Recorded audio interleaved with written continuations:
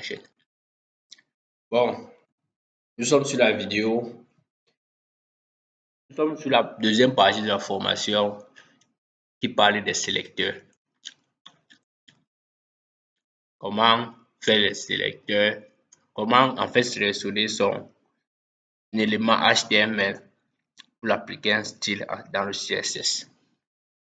Nous avons plusieurs sélecteurs.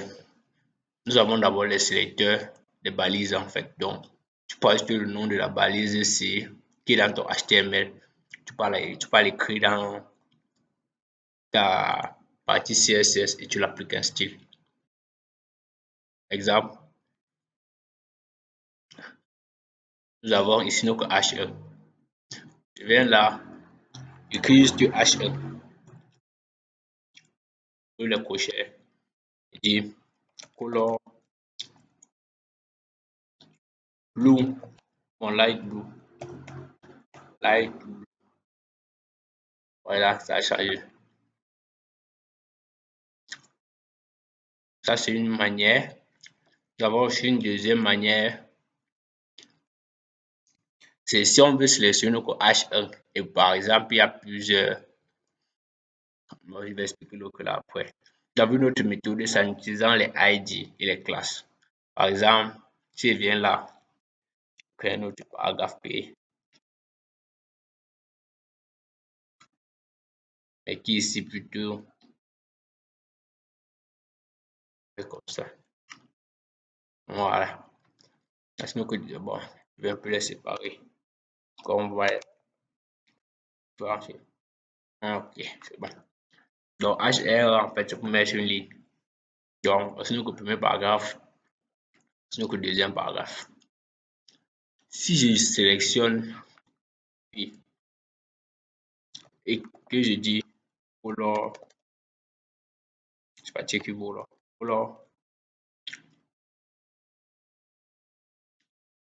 light pink, en fait, light pink. Voilà, ça a sélectionné tous les paragraphes. Donc, si je crée un autre, si j'ai 100 paragraphes, tous les 100 paragraphes vont avoir cette couleur-ci. Mais si je veux appliquer plutôt une couleur spéciale à tel paragraphe, je peux venir à ce paragraphe, lui donner ID. Et ce ID, on appelle, disons, P1. Pour dire que c'est le premier paragraphe. Au premier paragraphe, on va mettre une couleur verte.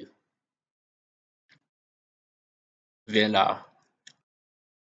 Pour sélectionner ID, on utilise le dièse, le hashtag. Vous mettez le nom de votre ID. C'était P1. On ouvre le crochet là. Et maintenant, on lui donne le style qu'on veut. On veut lui donner une couleur verte, donc color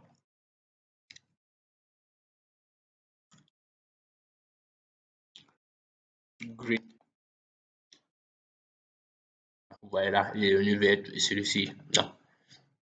On vient peut-être mieux que. On lui donne ID de P2. Donc, on vient dans notre style. On dit aussi que P2. Lui, on va donner plutôt un background, donc un arrière-plan. On donne un fond, un background. Couleur. Bon, aquamarine. Ouais, c'est juste supérieur que c'est là. Et si je vais appliquer maintenant le background aquamarine, c'est là, deux paragraphes, je peux faire copier et je colle. Ça fait la même chose, mais on peut factoriser. C'est-à-dire, comme c'est juste P2 qui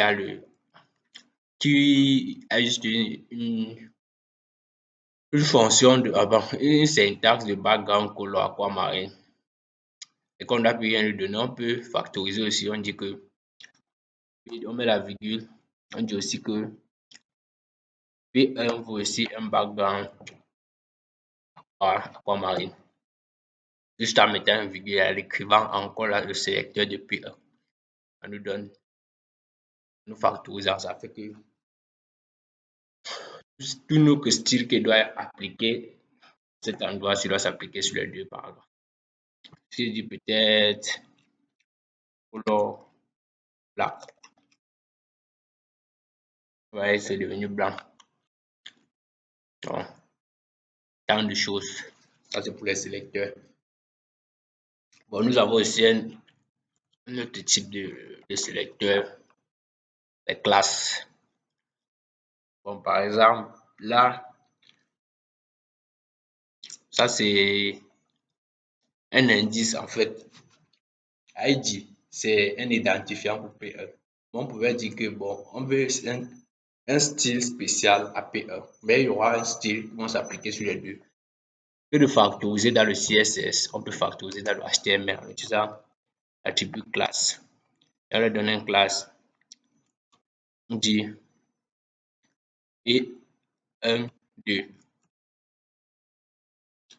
P1, 2.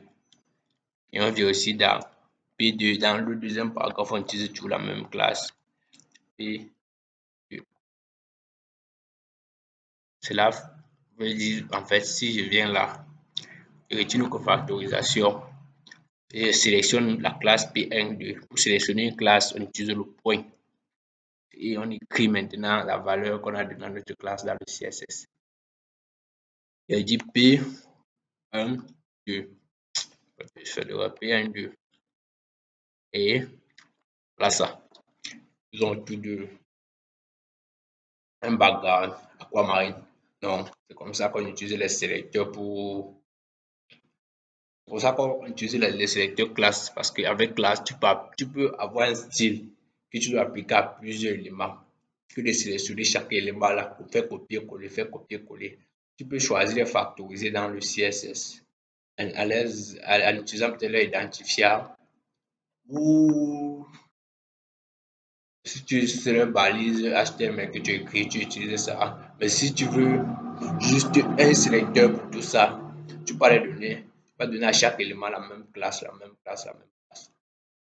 Et ça fait le travail et c'est plus, et c'est même recommandé. Ça nous permet d'alléger notre code CSS. Bon, on a aussi une autre manière. On a aussi un sélecteur en fait, un autre sélecteur. On peut peut-être sélectionner le H1. Donc, disons que nous avons notre H1 quelque part là. H1, dit page code YouTube. Vous voyez comme directement le H1 là a pris le style de l'autre H1. Maintenant, si on dit peut-être que H1C, on va lui donner une couleur disons, rouge. Il y a deux, on peut venir dans H1 du color red. Ça donne le rouge à nos deux H1. Et maintenant, pour sélectionner le premier H1, la formation CSS là, on utilise plutôt une autre méthode. Donc, on dit header, espace, H1, color,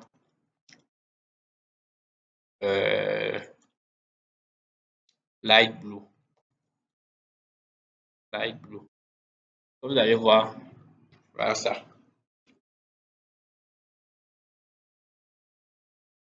Ça pouvait ne pas donner. Ça pouvait plutôt considérer le rouge ici. Mais vu que j'ai sélectionné deux éléments H1 et H1 et header et H1 pour appliquer un style, lui il a pris la priorité. Parce qu'il peut venir là et faire bon. Donc c'est pour ça que lui il a la priorité. Vous voyez notre H1 simple égal en rouge. Mais H1, si on a dit que va dans le header, tu cherches le H1 et tu lui donnes une couleur de light blue. C'est ça qu'il a fait là. Et ça, c'est pour ce qui vous montre sur le sélecteur. L'autre sélecteur, on va voir ça dans les cas. Les sélecteurs d'attributs